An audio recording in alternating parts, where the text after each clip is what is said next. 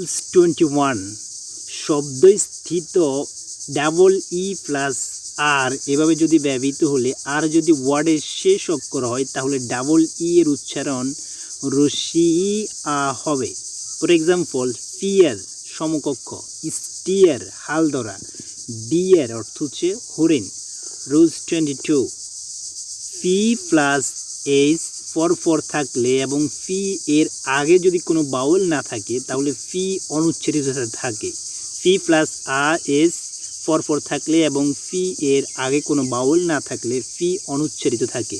উদাহরণ, psyche, psycho, Saura, অর্থাৎ ফি plus S পরপর থাকলে এবং ফি এর আগে কোনো বাউল না থাকলে ফি অনুচ্চারিত থাকে। রুলস 23, শব্দস্থিত এস টি এল এর উচ্চারণ হয় শল, এখানে টি অনুচ্চারিত থাকে। যেমন বাসল, রাসল, নেসলে, অর্থাৎ এস প্লাস টি প্লাস আর এভাবে যদি ওয়ার্ডটা থাকে তাহলে টি অনুচ্চারিত থাকে।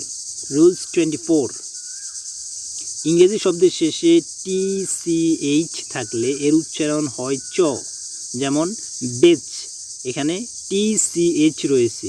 ম্যাচ, স্কেচ, অর্থাৎ ইংরেজি শব্দের শেষে টি সি এইচ থাকলে তার উচ্চারণ চ এর মতো হয়।